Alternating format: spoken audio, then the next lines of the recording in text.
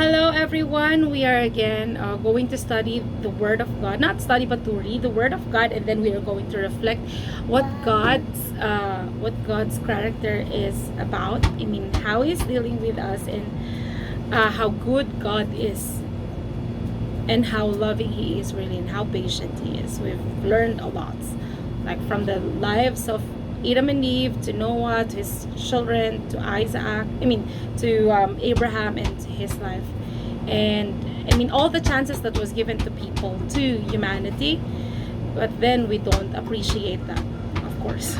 Okay, so we have read about how Abraham, how Abimelech was so impressed at how Abraham's life was filled. I mean, Abraham's life has been reflecting God in all his dealings. So he saw that in his life, even though it's not that perfect, of course, he's just a human being, but he saw that God is in this family. So what he did was he went and then he asked Abraham that please swear that you're not going to deal with my family and my country falsely, because I'm not sure if he was if this was initiated by fear, but hopefully this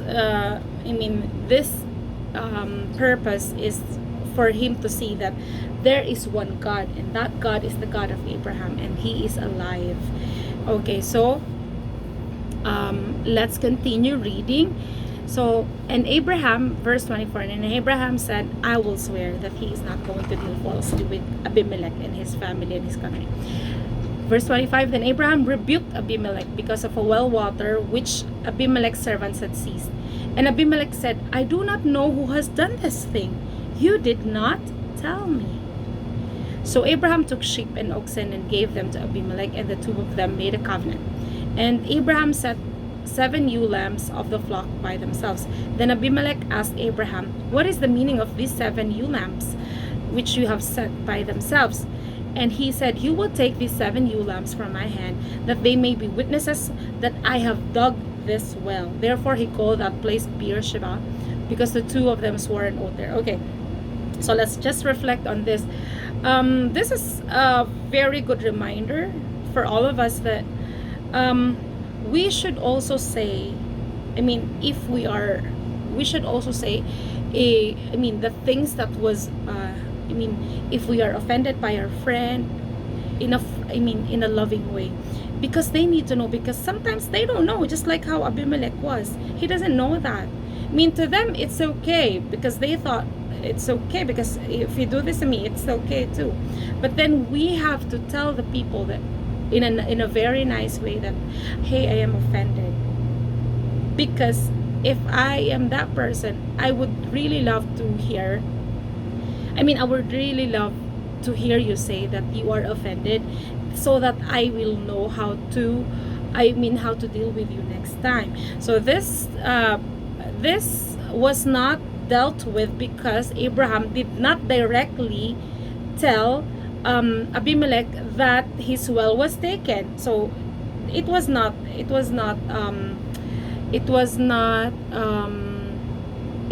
solved. But then when Abraham said, he got a chance to tell Abimelech, then it was solved right away that this well belongs to Abraham. See, if we are telling our friends that, hey, I'm offended with what he said, it is going to be solved at that moment, because both of you had an understanding that this is not acceptable.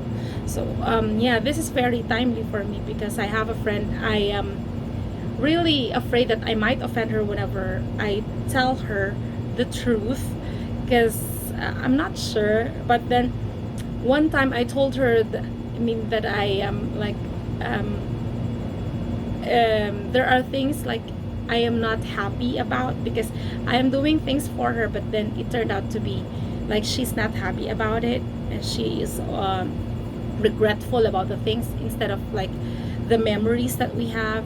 But then when I told her those things, when I told her that these things offended me, I told her my side of the story, and then she realized that that there are things that are not acceptable and it's not good. So I am happy because I was able to tell her that, and I am happy that she was able to accept that and she was not offended. And yeah, because if we are not so truthful about our friends, then there's a gap, there's a gap in your relationship, and then these things will always come up if they are not solved. It's also the same with husband and wives, friends. You should always be truthful. Okay, so that is what the Lord impressed me, and I'm so happy because I've been praying for that I want to tell my friend that these things offends me, and God gave me the opportunity, and I'm so happy. So thus they made a covenant at Beersheba. So Abimelech rose with Phicol, the commander of his army, and they returned to the land of the Philistines.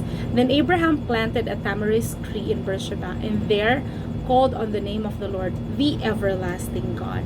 And Abraham stayed in the land of the Philistines many days. Oh wow, yes. It's also good, wherever we go, we make a symbol, like what Abraham did here was he planted a tamarisk tree.